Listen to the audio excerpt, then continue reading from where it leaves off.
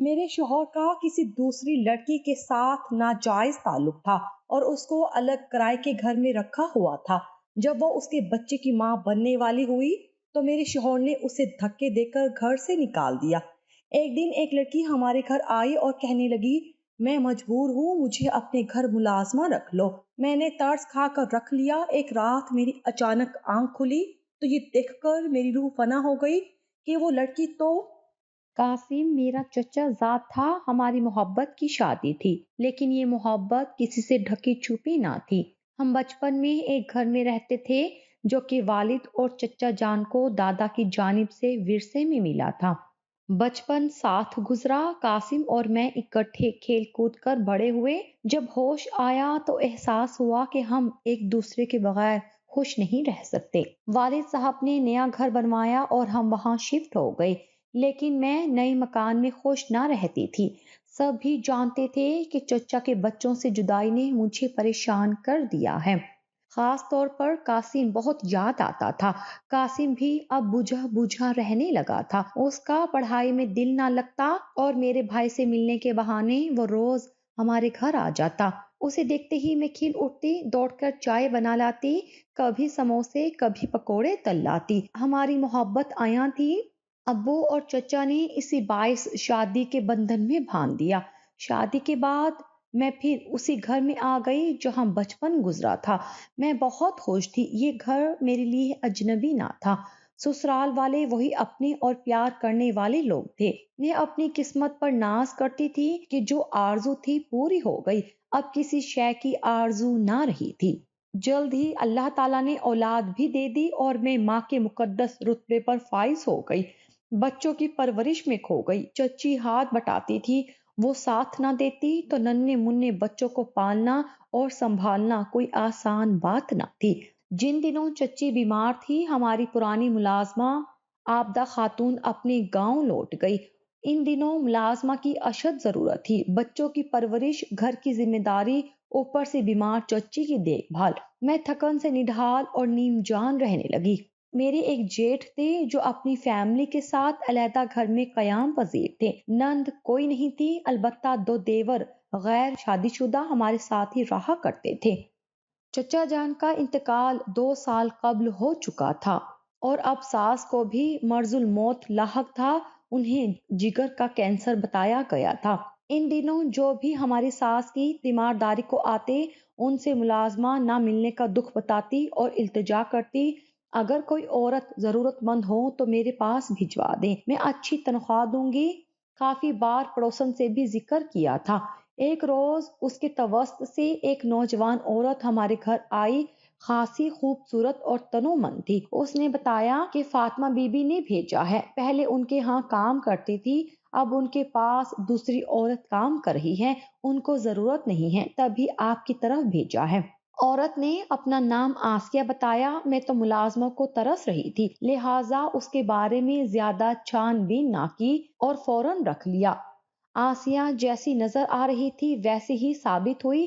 ہر کام سلیقے اور سگڑاپے سے کرتی تھی۔ صبح آتی اور رات کو 8 بجے چلی جاتی۔ وہ ایک صاف ستھری اور تمیزدار عورت تھی، زیادہ باتیں نہیں کرتی تھی، بس اپنے کام سے کام رکھتی۔ عمر یہی کوئی 24 سال تھی۔ کہتی تھی بھائی اور بھابھی کے ساتھ رہتی ہوں۔ شوہر کی موت ایک ایکسیڈنٹ میں ہوئی تھی جو رکشہ چلاتا تھا۔ آسیہ کی اولاد نہ تھی، شادی کے 3 سال بعد بیوہ ہو گئی تھی، تب سے بھائی کے زیر کفالت تھی۔ وہ خود بھی ایک بس ڈرائیور تھا۔ اس کے 6 بچے تھے اور مکان کرائے کا تھا۔ گزر اوقات بامشکل ہوتی تھی، تب بھی آسیہ اپنی بھابھی کی نگاہوں میں کھٹکنے لگی۔ وہ اس پر ایک بوجھ تھی۔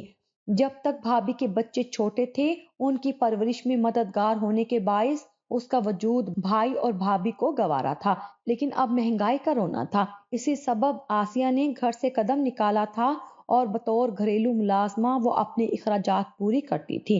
وہ پریشانی سے لبریز دن تھے۔ چچی جان کی بیماری آخری مراحل میں تھی اور یہ ایک لا علاج مرض تھا، پھر بھی انہیں ہسپتال میں داخل کرانا پڑتا کہ ضروری طبی امداد ملتی ہے۔ میرے بڑے بچے اسکول جاتے اور 3 چھوٹے گھر پر ہوتے تھے۔ شوہر اور دیور اپنے اپنے دفتر چلے جاتے۔ مجھے بچوں کے ساتھ گھر اور بیمار ساس کو بھی دیکھنا ہوتا تھا۔ ایسے مشکل وقت میں آسیہ میرے لیے فرشتہ رحمت بن کر آئی تھی اور اس نے آتے ہی میری آدھی سے زیادہ پریشانی کو سمیٹ لیا تھا۔ وہ اتنی فرض شناس تھی کہ ایک دن بھی مجھے شکایت کا موقع نہ دیا۔ درد مند دل کی مالک تھی، میری ساس کے ساتھ بہترین سلوک کیا جبکہ وہ بستر مرگ پر تھی۔ ایک نرس کی طرح دیکھ بھال کرتی، حتیٰ کہ رات کو بھی رہ جاتی اور راتوں کو ان کے ساتھ جاگتی۔ یہ اسی کا کام تھا کہ رات کو جاگ کر ایک مریضہ کی آہوزاری کو سمیٹنے کا اب مجھ میں تو یارانہ رہ گیا تھا۔ اپنی زندگی کے آخری دنوں میں جبکہ چچی بہت زیادہ تکلیف میں تھی، میرے شوہر ان کو ہسپتال سے گھر لے آئے۔ ڈاکٹر نے جواب دے دیا تھا، قاسم نے کہا، وہاں ان کی بہتر دیکھ بھال نہیں ہو سکتی۔ اپنے گھر میں ہم زیادہ خیال رکھ سکتے ہیں، یہ چند روز کی مہمان ہیں تو پھر کیوں دوسروں کے رحم و کرم پر چھوڑ دیں۔ اپنے گھر میں ہم زیادہ دیکھ بھال کر سکتے ہیں۔ چچی کو گھر کا سکون ملا۔ میں دن کو ان کے قریب رہتی اور آسیہ کھانا بناتی، گھر سنبھالتی، بچوں کو دیکھتی۔ رات کو میں بچوں کے پاس ہوتی اور وہ میری ساس کے کمرے میں ہوتی۔ اس نے اب گھر جانا اسی وجہ سے ترک کر رکھا تھا کیونکہ ہم کو اس کی دن رات ضرورت تھی۔ شروع رات کو میرا کوئی نہ کوئی دیور یا پھر قاسم چچی جان کے کمرے میں ڈیوٹی دیتے تھے۔ بچے مجھ کو اتنا تھکا دیتے تھے کہ میں رات کو ہرگز اپنی بیمار ساس کی شب بیداری کی تکلیف نہ اٹھا سکتی تھی۔ اللہ تعالیٰ کا فرمان ہے کہ ہر ذی روح نے موت کا مزہ چکھنا ہے۔ بالآخر وہ دن آ گیا جب ہماری ساس دنیا کے تمام دکھوں سے نجات پا گئی اور آدھی رات کو ان کی روح پرواز کر گئی۔ کافی دن گھر میں سو کی فضا رہی۔ آسیہ نے ان نازک لمحات میں بھرپور ساتھ دیا اور اب وہ مستقل ہمارے گھر ہی رہنے لگی کیونکہ اس کی بھابھی نے اس کو اپنے گھر رکھنے سے انکار کر دیا تھا۔ میں تو رات کو بے ہوش ہو کر سوتی تھی۔ مجھے نہیں معلوم کب ہمارے گھر میں کیا ہوا۔ ایک روز آسیہ نے کہا کہ ہمارے گھر کی ملازمت وہ اب مزید جاری نہیں رکھ سکتی کیونکہ اس کے بھائی نے اس کی دوسری شادی کی ٹھان لی ہے۔ مجھے کافی صدمہ ہوا۔ اس کے جانے سے جو پریشانیاں لاحق ہونے والی تھی، ان کا خوف میرے لیے ایک بڑی الجھن تھی، لیکن آسیہ کا جانا لازمی امر تھا۔ اس کو شادی سے روکنا کیسے ممکن تھا؟ بالآخر وہ ایک روز خدا حافظ کہہ کر چلی گئی۔ میں نے وقت پر رخصت کیا، اسے کافی اچھے جوڑے اور کچھ رقم دی کیونکہ اس نے جیسی ہماری سیوا کی تھی، شاید فی زمانہ کوئی ایسی ملازمہ کسی کو میسر آئے۔ آسیہ کے جانے کے بعد بہت عرصے تک بغیر گھریلو ملازمہ کے وقت گزارنا پڑا۔ آخر کار سابقہ ملازمہ گاؤں سے لوٹ آئی تو مجھے سکون مل گیا۔ آبدہ کے آتے ہی میرے شوہر کا تبادلہ نزدیکی شہر ہو گیا۔ وہ ڈیرہ غازی خان سے مظفر گڑھ چلے گئے۔ ان دنوں دونوں شہروں کا رستہ 2 گھنٹے سے کم نہ تھا۔ روڈ خراب تھا جبکہ اب یہ رستہ صرف 1 گھنٹہ میں طے ہو جاتا تھا۔ قاسم کچھ عرصہ روزانہ مظفر گڑھ آتے جاتے رہے، پھر انہوں نے وہاں ایک مکان کرایہ پر لے لیا۔ روز کا سفر ان کو تھکا دیا کرتا تھا۔ وہ پیر کو جاتے، جمعہ کی شام کو گھر آتے۔ 2 دن ہمارے پاس گزار کر دوبارہ پیر کے روز صبح سویرے مظفر گڑھ چلے جاتے تھے۔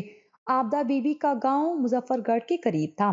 ایک بار جبکہ اس کا بھائی بہت بیمار تھا، وہ چند دن کی چھٹی لے کر اپنے گاؤں چلی گئی۔ جب واپس آئی تو اس نے ایک عجیب خبر سنائی۔ اس نے بتایا، بی بی، میرا ایک رشتہ دار محکمہ سوشل ویلفیئر میں چپڑاسی لگا ہوا ہے۔ قاسم صاحب اس کو نہیں جانتے لیکن وہ ان کو جانتا ہے۔ میرے اسی رشتہ دار نے، جس کا نام سلیم ہے، مجھے بتایا ہے کہ قاسم صاحب نے کرایہ کے مکان میں اپنے ساتھ ایک عورت کو رکھا ہوا ہے۔ خدا جانے ان کی بیوی ہے یا ویسے ہی کام کاج کے لیے رہتی ہے۔ خاصی خوبصورت ہے اور امید سے بھی ہے۔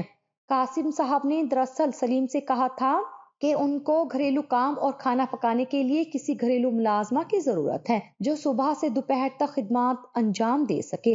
تب وہ سمجھ گیا کہ صاحب کے ساتھ جو عورت قیام پذیر ہے وہ ملازمہ نہیں ہے۔ میرے تو ہوش اڑ گئے۔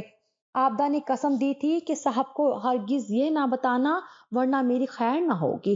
کچھ دن شدید اضطراب میں گزرے۔ بالآخر آبدہ خاتون ہی کی منت سماجت کی کہ تم مظفر گڑھ جا کر اس بارے میں مزید معلومات لو اور اپنے کسی رشتہ دار عورت کو میرے شوہر کے پاس گھریلو ملازمہ کے طور پر بھیجو تاکہ مجھے اس ذریعے سے اس عورت کی اصل حقیقت کا علم ہو سکے۔ یہ کام مشکل نہ تھا، لیکن آبدہ اس کام کو سر انجام دینے سے ڈرتی تھی کیونکہ اسے قاسم کا خوف تھا۔ بہرحال اس نے کسی طرح سلیم کے ذریعے اپنی ایک رشتہ دار عورت کا بطور ملازمہ انتظام کر دیا۔ تب مجھے معلوم ہو گیا کہ چچی جان کی راتوں کو تیمارداری کرنے کے دوران جبکہ میں تھکن سے چور گہری نیند سو جاتی تھی، آسیہ اور میرے شوہر میں قربت ہو گئی۔ معلوم نہیں کیوں کر انہوں نے آپس میں رسم و راہ پیدا کر لی اور پھر آسیہ اسی باعث امید سے ہو گئی۔ 3 ماہ اس نے یہ راز چھپائے رکھا، بالآخر اسے قاسم پر بات ظاہر کرنی پڑی۔ وہ کافی پریشان ہوئے اور اپنا تبادلہ مظفر گڑھ کروا لیا تاکہ وہاں آسیہ کو ساتھ رکھ سکے۔ اب اس مسئلے کا حل سوائے شادی کے اور کوئی نہ رہا کیونکہ دیر ہو چکی تھی اور کسی لیڈی ڈاکٹر نے اس سلسلے میں ان کی مدد کی حامی نہ بھری۔ قاسم بہت پریشان تھے، ہر صورت اس مسئلے سے چھٹکارا چاہتے تھے، لیکن یہ عورت ان کے گلے پڑ گئی کہ مجھ سے نکاح کرنا ہوگا ورنہ اس بات کو منظر عام پر لے آؤں گی اور آپ کے بچے کو جنم دوں گی۔ بدنامی سے کوئی ذریعہ فرار نہ پا کر انہوں نے آسیہ کی خاطر تبادلہ کرایا اور اسے وہاں اپنے ساتھ رکھ لیا۔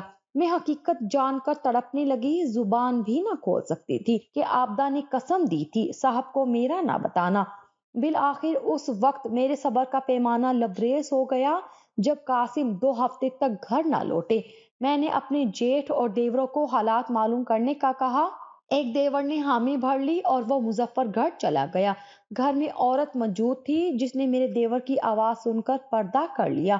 تب آسم نے قاسم سے کہا، بھائی جان یہ کیا آپ نے ڈرامہ کر رکھا ہے؟ آپ کی اچھی بھلی بیوی ہیں، 6 بچوں کے باپ ہیں، نکالیں اس عورت کو ورنہ ہم آپ سے کوئی واسطہ نہ رکھیں گے اور بھابھی کو پتہ چل جائے گا تو وہ میکے چلی جائے گی، تب آپ 6 بچوں کا کیا کریں گے؟